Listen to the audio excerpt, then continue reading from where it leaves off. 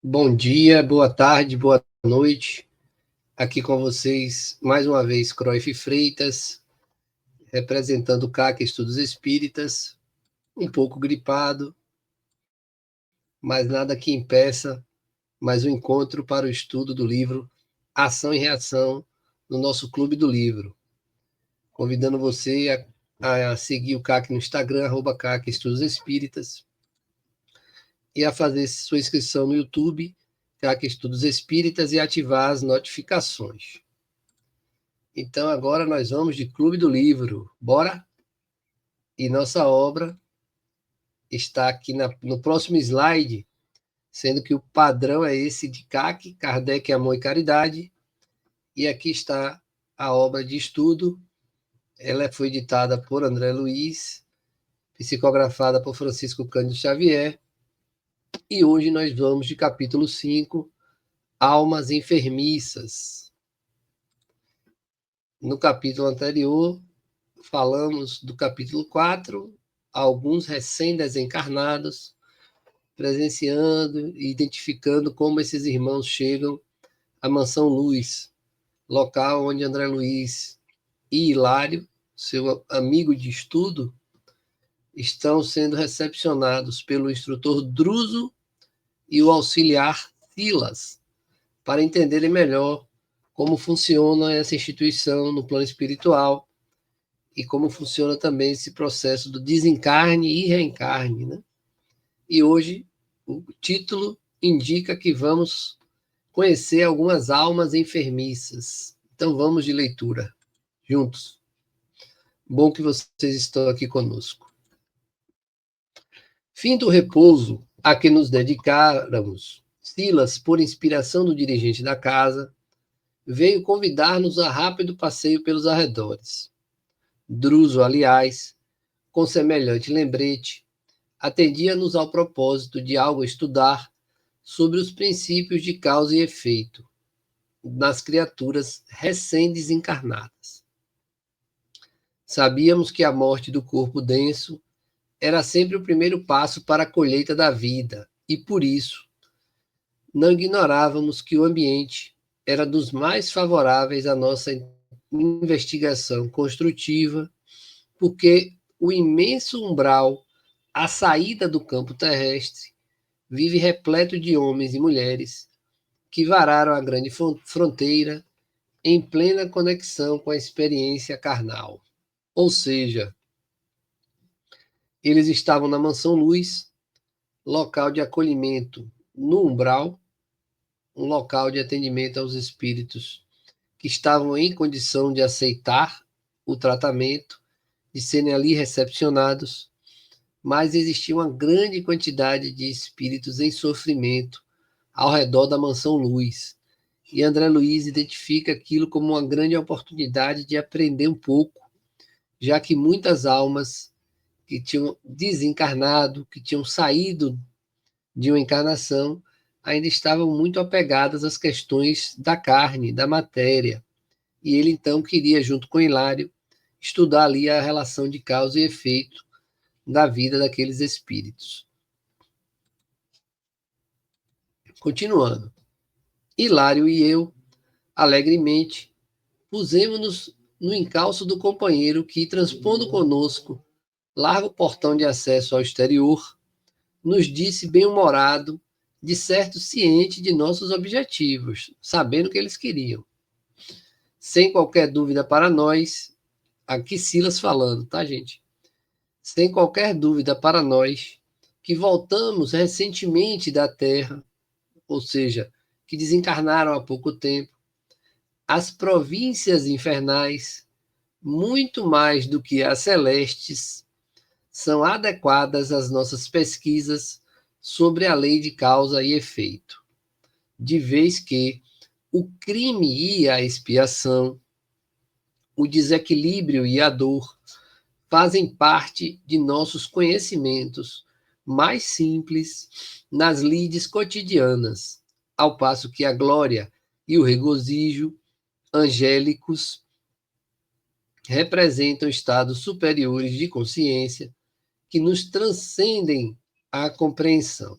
Ou seja, Silas estava dizendo para André Luiz e Hilário que era mais fácil para a gente que está aqui encarnado, para eles que tinham recém-desencarnado, entenderem as dificuldades do que os estados superiores de consciência, que já tinham transcendido ao conhecimento deles, estava superior ao conhecimento deles, mas que ali eles teriam contato com o crime, com a expiação, com o desequilíbrio, e que eles conseguiriam, então, entender melhor a situação daqueles espíritos do que se estivessem estudando espíritos que já transcenderam essa fase, né?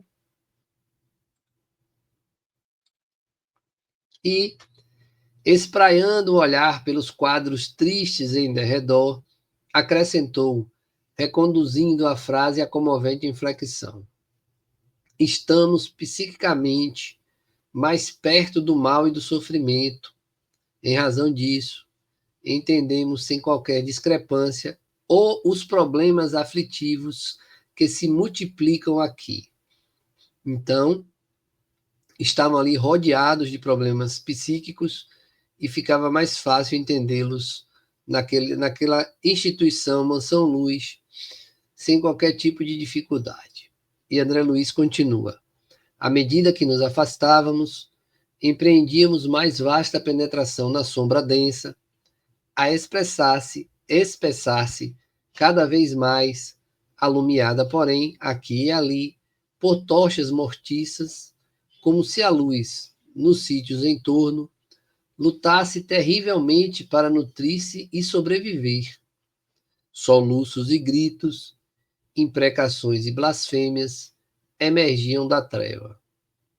Compreendemos de relance que o espaço ocupado pela instituição era de forma retangular e que o terreno, sob nosso exame, se lhe localizava a retaguarda, à maneira de enorme povoação extramuros. Ou seja, acompanhando Silas, André Luiz percebeu que a estrutura da Mansão Luz era retangular e que ali ele estava agora adentrando as trevas para uma região extramuros da Mansão Luz, onde existia uma série de espíritos povoando aquela região, e ele ouvia soluços e gritos, imprecações e blasfêmias, o que indicava o nível dos espíritos que estavam povoando, como se fosse assim o quintal da Mansão Luz, a retaguarda, os fundos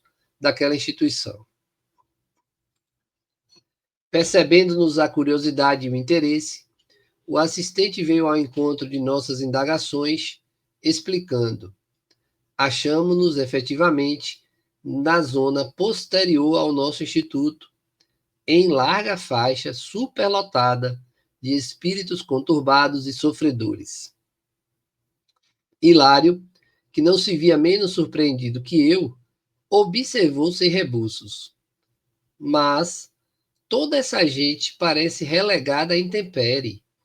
Não seria razoável que a mansão se estendesse, abarcando-a com o seu amparo e defendendo-a com seus muros? Ou seja, Hilário indagou a Silas por que então a Mansão Luz não ampliava as suas fronteiras para alcançar todos aqueles espíritos conturbados e sofredores. Vamos ver a resposta? Logicamente, respondeu Silas, sem alterar-se. Esse plano é o mais desejável. Então, ampliar as fronteiras e alcançar todo mundo é o mais desejável. Entretanto, estamos à frente de compacta multidão de almas em reajuste. Este imenso conglomerado de criaturas sem o corpo de carne começou num grupo de seres desencarnados que clamavam pelo socorro da mansão, sem os necessários requisitos para recolher-lhe a assistência.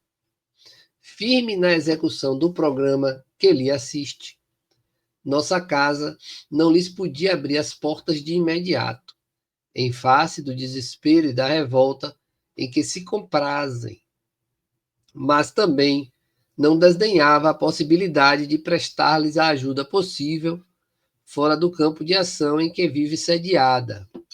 Então vejam, meus irmãos, você não tem como acolher todo mundo, ainda mais sabendo que alguns destes estavam vivenciando aquela experiência e não tinham ainda os requisitos, como, por exemplo, o arrependimento do que fez, para serem acolhidos pela mansão. E até para se fazer caridade, é necessário que se tenha uma ordem, uma organização. Então, em benefício daqueles que já estavam encaminhados, não era possível incluir todos aqueles irmãos em desespero, porque isso geraria um resultado negativo para todos eles. E desta forma, a opção que cabia era alcançá-los dentro do possível, extramuros da mansão, preparando esses irmãos para que pudessem no futuro adentrar e acessar os benefícios de serem tratados naquela instituição. Seguindo ainda com Silas. Iniciou-se, dessa forma, a presente organização, que contra a nossa vontade é um abismo de sofrimento, ou seja, aquele grupo atrás da Mansão Luz, ali reunido, foi contra a vontade da mansão, da instituição, e representava um abismo de sofrimento. Aqui se reúnem de maneira indiscriminada milhares de entidades, vítimas dos seus pensamentos desvairados e sombrios. Percebam que a questão mental volta à tona e esses irmãos estavam fixados em quadros desvairados e sombrios. Quando superam a crise de perturbação ou de angústia de que são portadoras, o que pode perdurar por dias, por meses ou por anos, são trazidos à nossa instituição que, tanto quanto possível, evita abrir-se às consciências ainda positivamente encravadas na revolta sistemática. Então, milhares de espíritos atrás da Mansão Luz e ainda estavam positivamente, ou seja, de boa, com a própria vontade, revoltados. Ainda não tinham entendido que contribuíram para ficar naquele quadro em que estavam e provavelmente não reuniam as condições mínimas para serem acolhidos na instituição Mansão Luz. Talvez porque evocássemos em silêncio os episódios da véspera, lembrando os desencarnados acolhidos no grande asilo, nosso companheiro acrescentou. Então, André Luiz lembrou dos recém-desencarnados que haviam chegado no dia anterior, né? Vocês acompanharam ontem o socorro prestado a um irmão infeliz, ser viciado nas trevas, e viram a chegada de sofredores arrebatados à carne em libertação recentíssima. Contudo, entre os beneficiados, viram espíritos inconscientes e devedores, mas não insensatos e rebelados. Ante essa observação, que de alguma sorte nos acerenava a mente inquieta, Hilário indagou. E este ambiente, assim tumultuado pelo infortúnio, conta com o amparo de que necessita?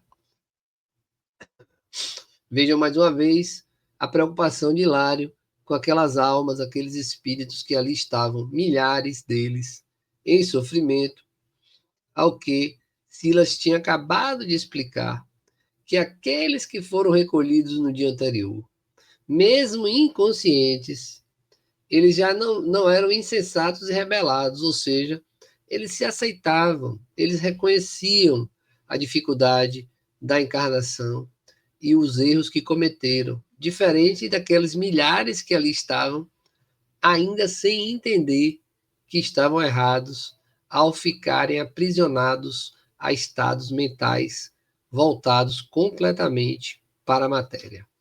E Hilário pergunta, né? E este ambiente assim tumultuado pelo infortúnio, conta com o amparo de que necessita?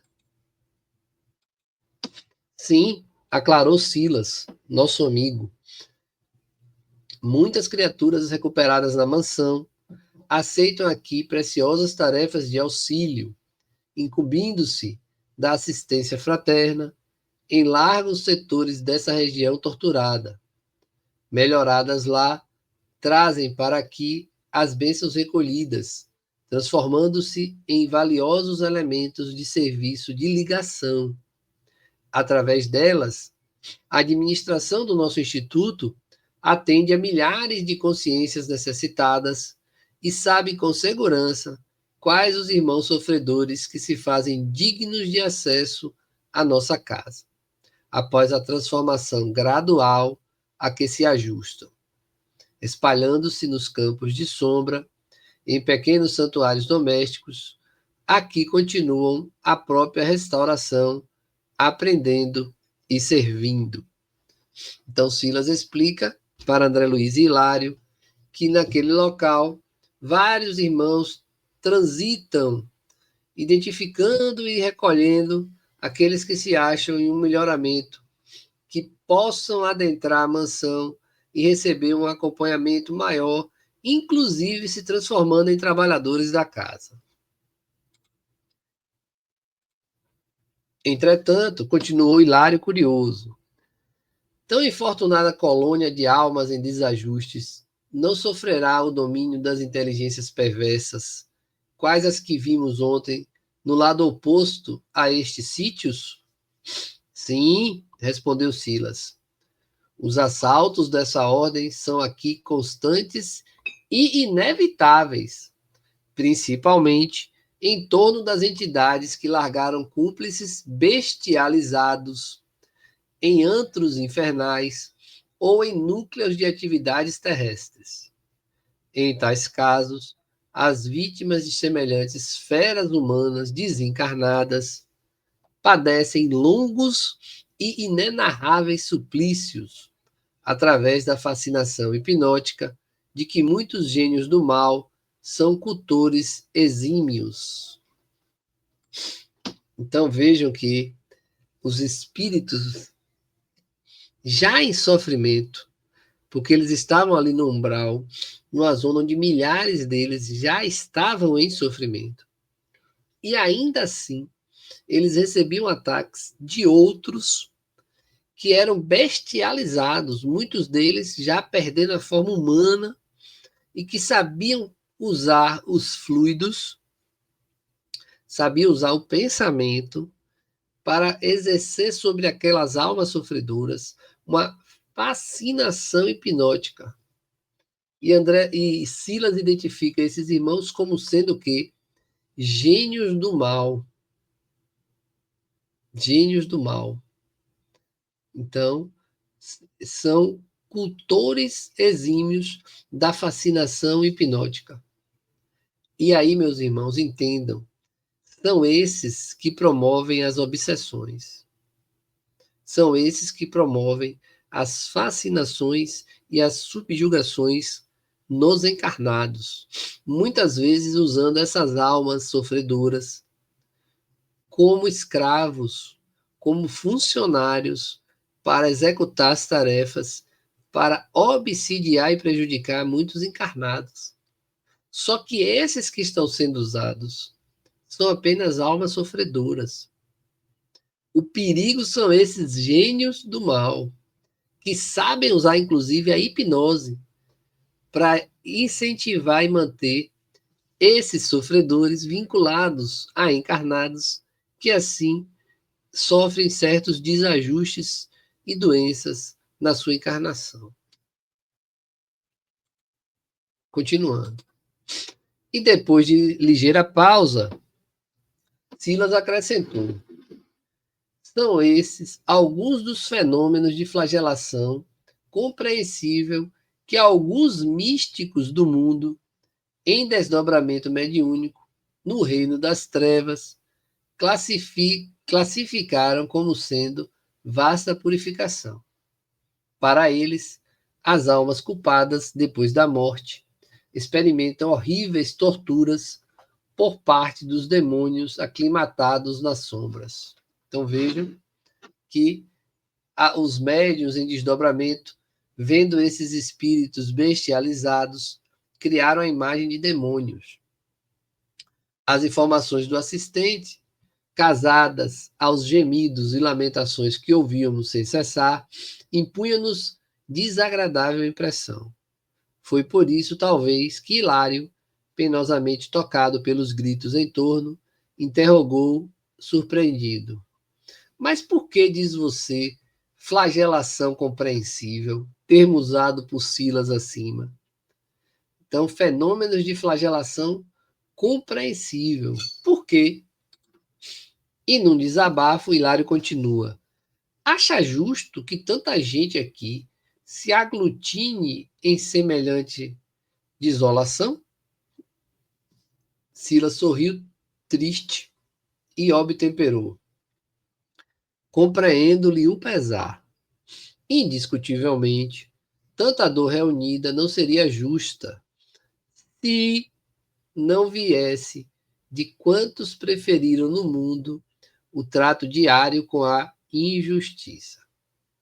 Não é claro, porém, que todos venhamos a colher o fruto da plantação que nos pertence, na mesma leira de terra dadivosa e neutra.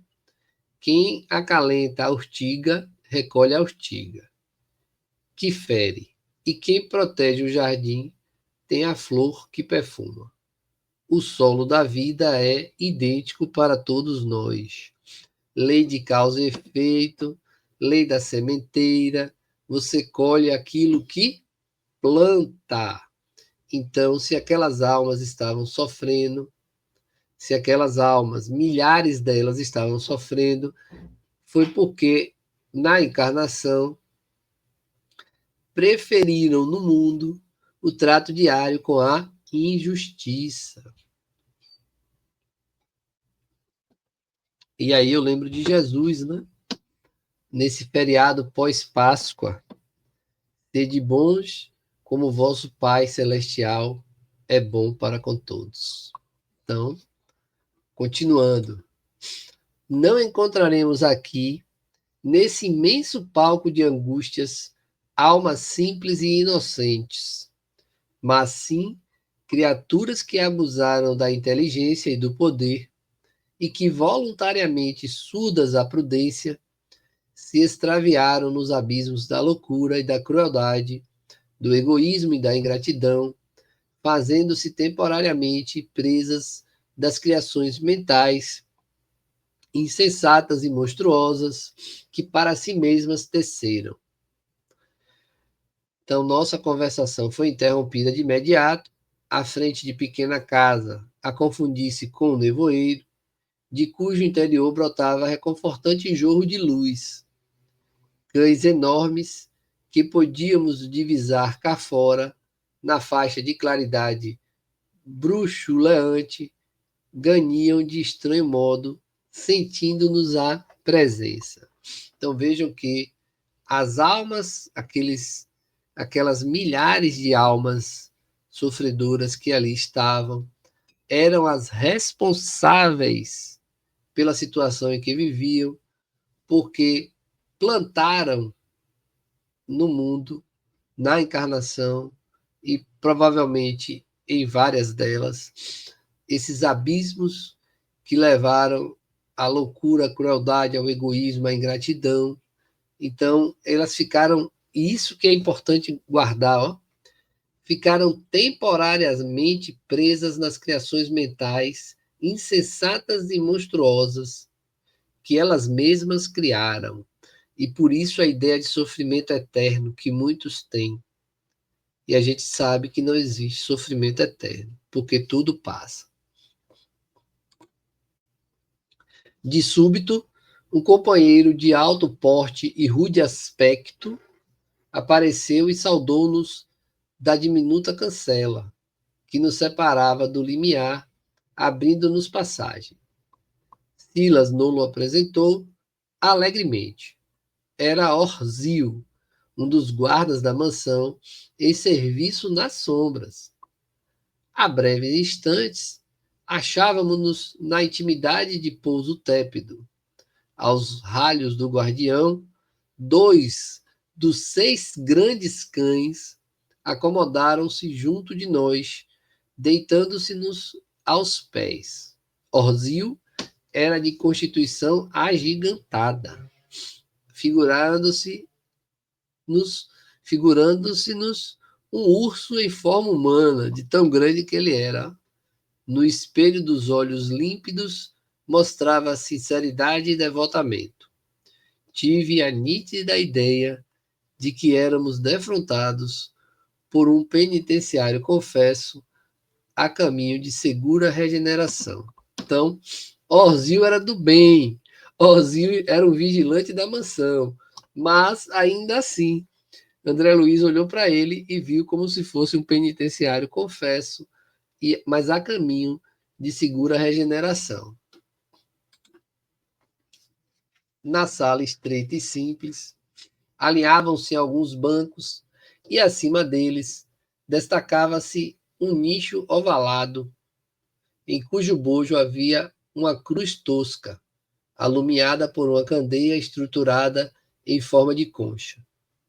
Afastou-se Orzio para sossegar os grandes animais menos domesticados no interior da choupana. E, enquanto isso, o assistente Silas informou-nos: é um amigo de cultura ainda escassa, que se comprometeu em delitos lamentáveis no mundo. Sofreu muito sob o império de antigos adversários, mas presentemente, após longo estágio na mansão, vem prestando valioso concurso nesta vasta região em que o desespero se refugia. É ajudando, e servindo com desinteresse e devoção fraternal, não somente se reeduca, como também suavizará o caminho da nova existência que o aguarda na esfera carnal, pelas simpatias que vem atraindo em seu favor. Então veja que Orzio estava ali como um segurança da mansão, ele tinha realmente confessado seus crimes e estava trabalhando, atraindo para si novas companhias mais agradáveis, que iriam contribuir para a sua encarnação próxima, onde ele tentaria então se reajustar, tendo uma história diferente. E nós que estamos encarnados, estamos fazendo o certo nesta encarnação? Já identificamos aquilo que nós podemos fazer de bem pelo outro, pelo próximo? Já identificamos aquilo que nós precisamos corrigir em nós? Aqueles defeitos ocultos que não queremos revelar para ninguém? Aqueles pensamentos menos felizes que todos nós temos e que precisamos combatê-los, superando as dificuldades e modificando o nosso estado mental? Vamos pensar nisso com carinho? Vamos ver o que é possível mudar? Um passo de cada vez, um degrau de cada vez? Precisamos, meus irmãos, todos nós. Vive só? Perguntei, mal sopitando a curiosidade. Aqui foi André Luiz. Dedica-se a meditações e estudos de natureza pessoal, comentou Silas paciente. Mas, como acontece a muitos outros auxiliares, tem consigo algumas celas ocupadas por entidades em tratamento, prestes a serem recebidas em nossa instituição. Nesse ponto do entendimento, Orzio voltou até nós e o assistente interpelou-o com bondade. Como passamos de serviço? Muito trabalho, chefe, respondeu ele humilde. A tempestade de ontem trouxe imensa devastação. Creio ter havido muito sofrimento nos pântanos. Então vejam que Orzio, ele ficava em uma fronteira da mansão com umbral, E onde ele estava, ele era encarregado de cuidar de algumas pessoas que ficavam em celas para se reajustarem a ponto de poderem entrar na mansão. Então, ninguém entra de vez, estão vendo? Colocar de vez na mansão seria prejudicial àqueles que lá estavam em tratamento. Isso é importante a gente perceber, que às vezes a gente quer colocar pessoas dentro do grupo sem que a pessoa tenha uma preparação. Às vezes, eu mesmo, como responsável por uma reunião mediúnica, muitas vezes as pessoas me pedem: posso levar meu irmão? Posso levar uma amiga? E eu, taxativamente, para todos eles, respondo com muita simplicidade que não, não pode. Não pode. Vejo que para adentrar a mansão, os sofredores precisam passar ainda por esses locais na fronteira para irem adquirindo um certo reajuste para depois entrar na mansão e ser tratados. Funciona mais ou menos com os grupos. As pessoas não podem cair de paraquedas. As pessoas precisam ir se preparando para serem recepcionadas, para serem acolhidas. Precisamos ter muito cuidado com essa pressa, com esse desejo ardente, mas muito sobressaltado. Um passo de cada vez, com cuidado, com zelo, garante um desenvolvimento mediúnico, individual e coletivo maior para todos. Percebendo que se referia aos precipícios abismais em que se debatiam milhares de almas infelizes e conturbadas, Hilário perguntou: e não será possível atingir semelhantes lugares para aliviar a quem padece? Nosso novo amigo, Orzio, esboçou dolorosa cara antônia de tristeza e resignação, ajuntando: impossível. Ou seja, não tinha como socorrer todos aqueles que estavam em sofrimento. Como quem se punha em socorro do companheiro, Silas aduziu: os que se agitam nessas furnas jazem, de modo geral, quase sempre extremamente revoltados, e na insânia a que se entregam, fazem-se verdadeiros demônios de insensatez. É necessário se disponham à conformação clara e pacífica para que, ainda mesmo semi-inconscientes, consigam acolher com proveito o auxílio que se lhes estende aos corações. E como se quisesse passar a demonstração do que asseverava, convidou-nos a inspecionar as celas próximas. Quantos doentes agora internados? Orzio, atencioso, respondeu sem titubear: temos 3 amigos em franca situação de inconsciência. Então vejam, naquele local existiam 3 espíritos inconscientes. Depois de alguns passos, ouvimos gritaria estentórica. As acomodações reservadas aos enfermos jaziam ao fundo, à maneira de largos boxes de confortável cavalariça. Essa é a figura mais adequada à nossa tarefa descritiva, porque a construção em si denunciava rusticidade e segurança, naturalmente adstrita aos objetivos de contenção. À medida que nos acercávamos do refúgio, desagradável odor nos afetava as narinas.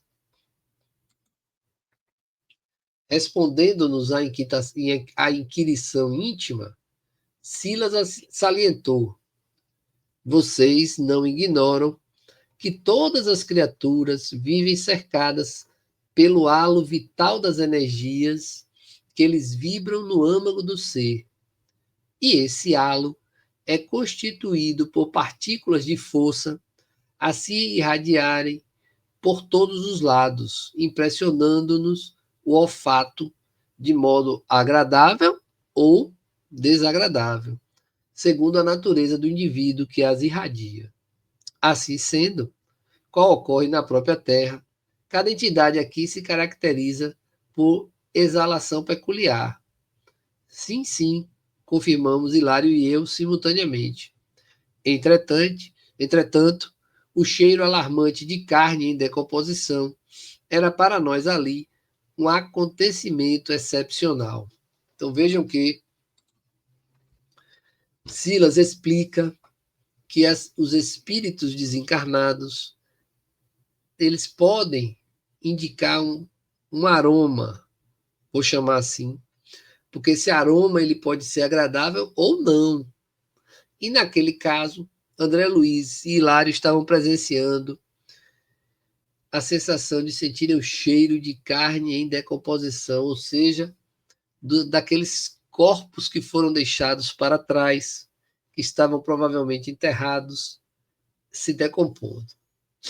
Que lastimável para aqueles espíritos que estavam ali sendo amparados.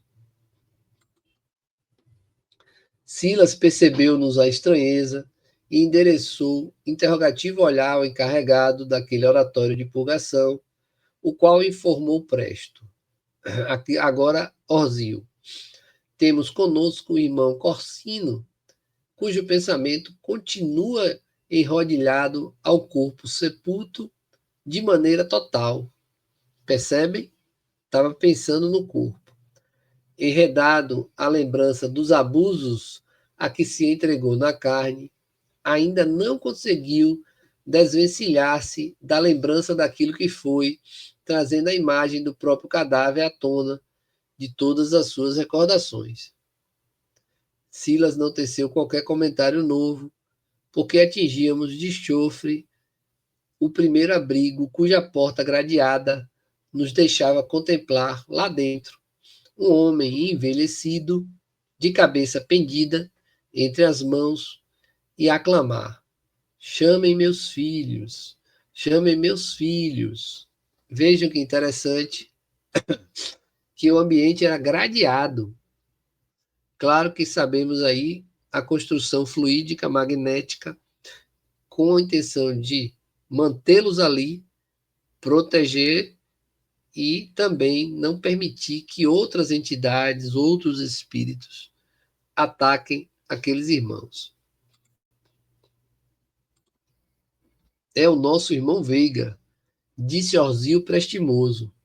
Mantém fixa a ideia na herança que perdeu ao desencarnar. Vasta quantidade de ouros e bens que passou à propriedade dos filhos, 3 rapazes que concorrem no mundo ao melhor e maior quião, prevalecendo-se, para isso, de juízes venais e rábulas inconsequentes.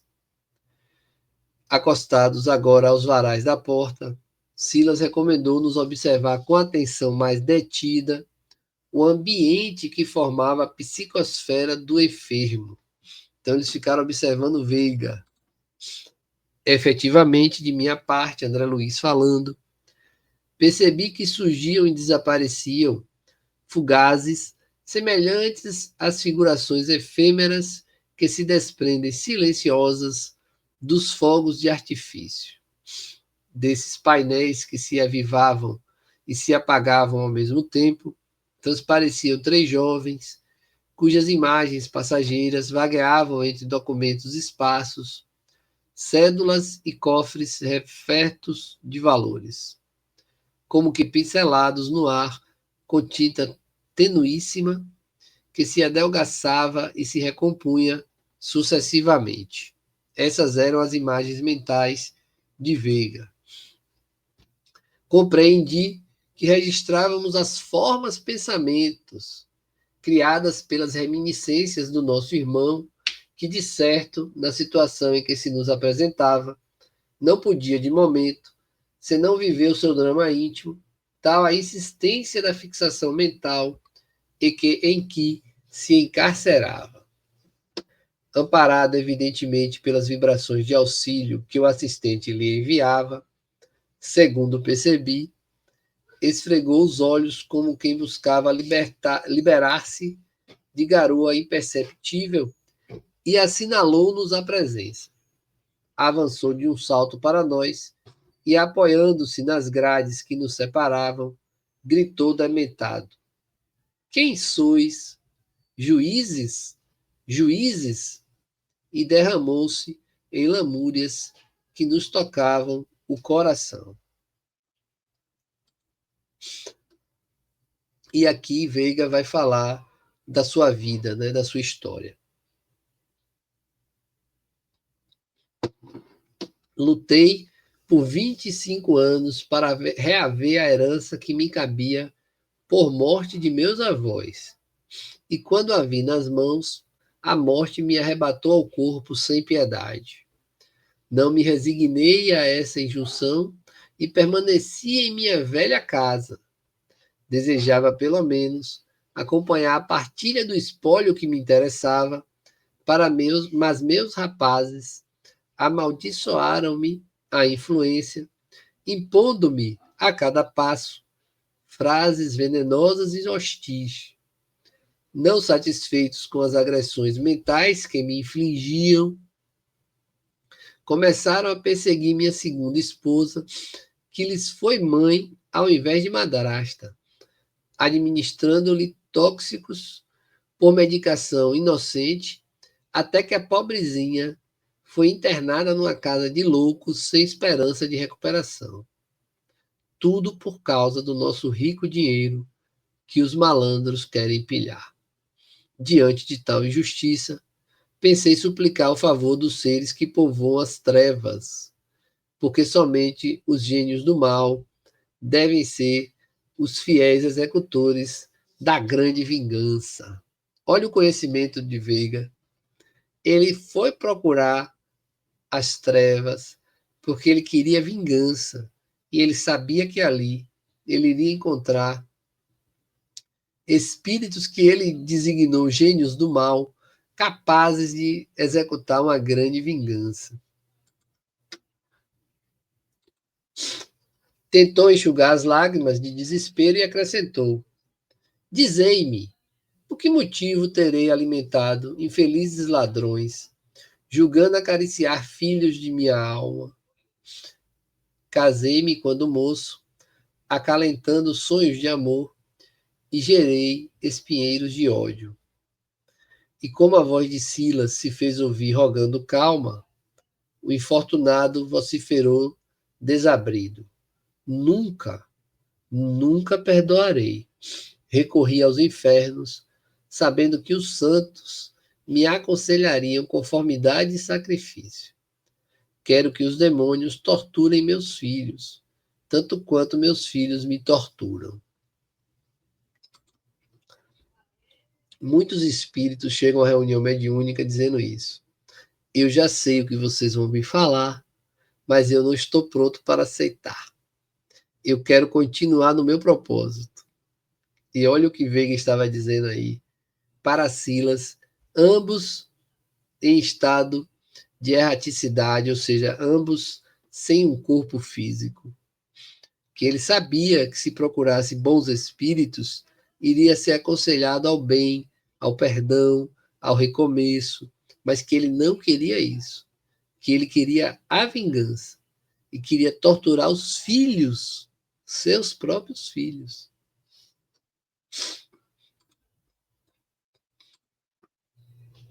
Transformando o choro convulso em gargalhadas estridentes, passou a bradar: meu dinheiro, exijo o meu dinheiro. O assistente voltou-se para Ozil e considerou compadecido. Sim, por agora, a situação de nosso amigo é demasiado complexa. Não pode ausentar-se da grade sem prejuízo, ou seja, não tinha como ele sair dali. Deixamos o doente, imprecando contra nós de punhos cerrados e abeiramo-nos de outra cela. Ante a palavra de Silas, que nos recomendava observar o quadro em foco, fitamos o nosso enfermo, um homem profundamente triste, sentado ao fundo da prisão, de cabeça pendida entre as mãos e de olhos fixos em parede próxima. Seguindo-lhe a atenção no ponto que concentrava os seus raios visuais, a modo de espelho invisível, retratando-lhe o próprio pensamento, vimos larga tela viva em que se destacava enluarada rua de grande cidade, e na rua conseguimos distingui-lo no volante de um carro, perseguindo um transeunte bêbado até matá-lo sem compaixão. Achávamos-nos diante de um homicida preso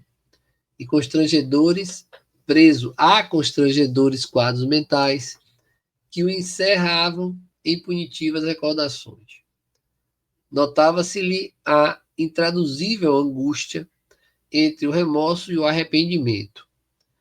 A leve chamado de Silas despertou como fera roubada a aquietação do sono. Instintivamente precipitou-se sobre nós, num salto espetaculoso que a enxovia contente e bramiu. Não há testemunhas. Não há testemunhas. Então ele achava que para o crime que cometeu não havia testemunha, ou não haviam testemunhas.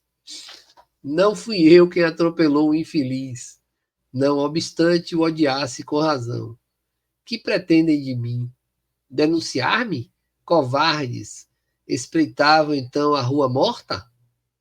Não respondemos. Silas, após fitá-lo, compadecido, falou: deixemo-lo. Está completamente enleado às recordações do crime que cometeu, crendo continuar, depois da morte, a escarnecer da justiça. Hilário, estupefato, interferiu ponderando. Naquele doente que vimos, cercado pela figura de 3 mancebos, e neste companheiro que contempla uma cena de morte, pontinhos, nosso amigo apreendeu-lhe o pensamento e completou-lhe a anotação, asseverando: vimos 2 irmãos infelizes vivendo entre as imagens mantidas por eles mesmos através da força mental com que as alimentam. Nesse instante, alcançávamos o 3º cubículo, em que um homem feridento esvurmava as feias chagas usando as próprias unhas. A atmosfera francamente pestilencial exigia enorme disciplina contra a eclosão de nossas náuseas, vontade de vomitar. Assinalando-nos a presença, avançou para nós, clamando amargamente: compadecei-vos de mim. Sois médicos? Atendei-me por amor de Deus. Vede os detritos em que me apoio. Voltei-me de imediato para o chão, seguindo-lhe os gestos, e notei efetivamente que o mísero se movimentava num montão de sujeira, coberto por filetes de sangue podre.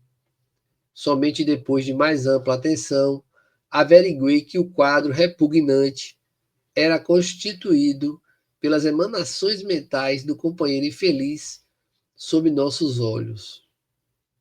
Então, todo aquele quadro horrível era uma criação mental daquela alma enfermiça. E ele fala: doutores, continuou ele em tom de súplica, há quem diga que roubei dos outros, a fim de satisfazer meus vícios no alçoice que eu frequentava. Mas é mentira, é mentira. Juro-vos que morava no bordel por espírito de caridade.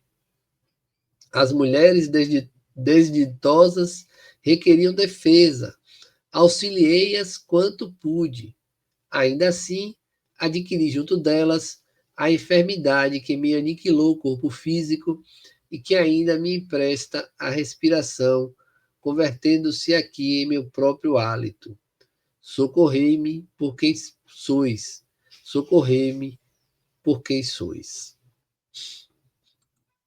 A repetição dos rogos, contudo, derramava-se em tom imperativo, como se as palavras humildes do petitório fossem apenas um disfarce de uma ordem tiranizante. O assistente convidou-nos à retirada e explicou: é um antigo e inveterado gozador que despendeu em prazeres inúteis largos recursos que lhe não pertenciam. Por muito tempo ainda, a mente dele oscilará entre a irritação e o desencanto, nutrindo um ambiente horrível de que se fez o fulcro desequilibrado. De regresso ao Tugúrio de Orzil, perguntei sem preâmbulos: nossos irmãos doentes, desse modo, estarão segregados até que se renovem? Perfeitamente, aclarou Silas, bondoso. E quem deve fazer? E que devem fazer para atingir a melhora necessária? Indagou Hilário com insofreável assombro. Nosso amigo Silas sorriu e obtemperou. O problema é de natureza mental. Modifiquem as próprias ideias e modificar-se-ão. Entregou-se a ligeira pausa, mostrou novo brilho no olhar, percussiente, e acentuou com segurança. Isso, porém, não é tão fácil. Consagram-se vocês, presentemente, a estudos especiais dos princípios de causa e efeito. Chegamos ao ponto. André Luiz e Hilário estudam os princípios de causa e efeito. Fiquem, pois, sabendo que nossas criações mentais preponderam fatalmente em nossa vida.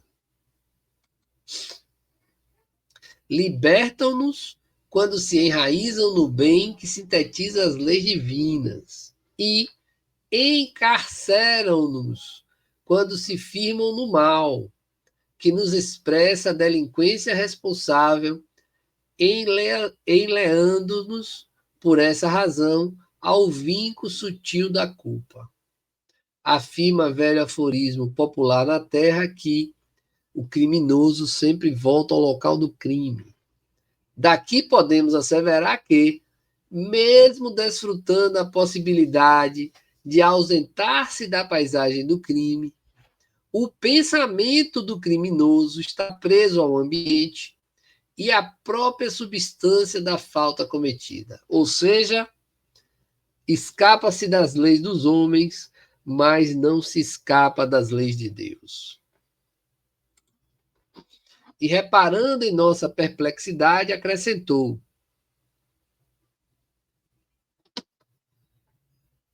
recordemos ainda o pensamento atuando a feição de onda, de uma onda, com velocidade muito superior à da luz, e lembremos-nos de que toda mente é dínamo gerador de força criativa.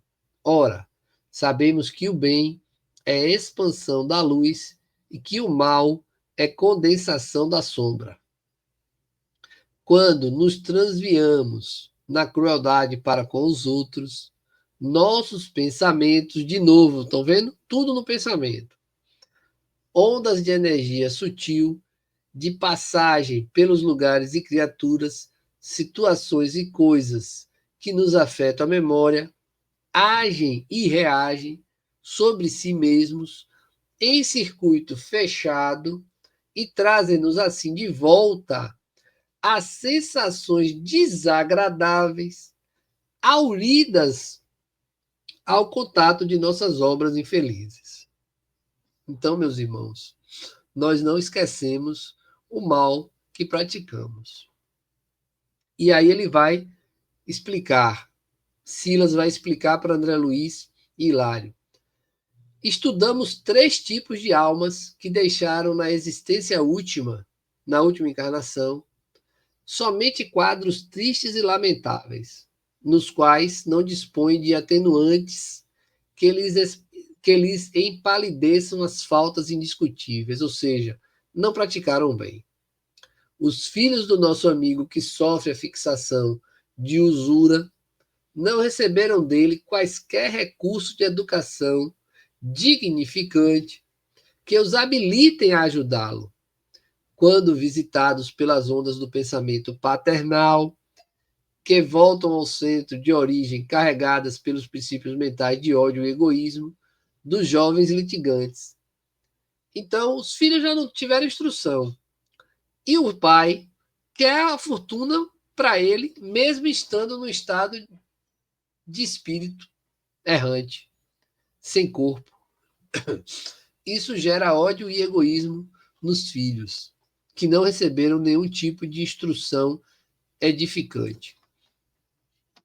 Nosso irmão que padece a fixação de remorso, não tendo expiado nos cárceres da justiça humana o crime que perpetrou deliberadamente, recolhe de retorno as ondas de pensamento que emite, sem qualquer auxílio que lhe amenize o arrependimento doloroso. E o nosso companheiro que se detém no vício reabsorve as ondas de seu próprio campo mental, acumuladas de fatores deprimentes, que a elas se incorporam nos lugares por onde passam, restituídas a ele mesmo com multiplicados elementos de corrupção. Diante de nosso espanto, o assistente inquiriu: compreenderam? E vocês compreenderam? Sim, havíamos entendido. Sob forte emoção, Hilário considerou: agora percebo com mais clareza o benefício concreto da oração e da piedade, da simpatia e do socorro que na terra deveríamos dispensar sinceramente aos chamados mortos, aos desencarnados.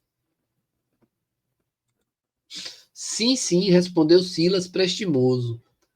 Todos estamos ligados uns aos outros, na carne e fora da carne, e achamos-nos livres ou prisioneiros no campo da experiência, segundo as nossas obras, através dos vínculos de nossa vida mental. O bem é a luz que liberta. O mal é a treva que aprisiona. Estudando as leis do destino, é preciso atentar para semelhantes realidades indefectíveis e eternas. Calamo-nos, preocupados e meditativos. Em razão disso, nosso regresso à mansão, depois de breve repouso na choupana de Orzil, foi consagrado à meditação e ao silêncio em torno das preciosas lições colhidas, lições essas que retratam a lei de causa e efeito. Tudo que a gente plantar, a gente vai colher. O bem que a gente fizer volta para a gente. Só que o mal praticado também pode nos manter prisioneiros, sobretudo quando deixarmos esta encarnação. E com isso terminamos mais um capítulo. Na próxima semana teremos aí o capítulo 6, no círculo de oração. Deve ser maravilhoso. Espero vocês. Fiquem com Deus. Tenham uma semana iluminada. Lembra de dar o like no vídeo e vamos estudar.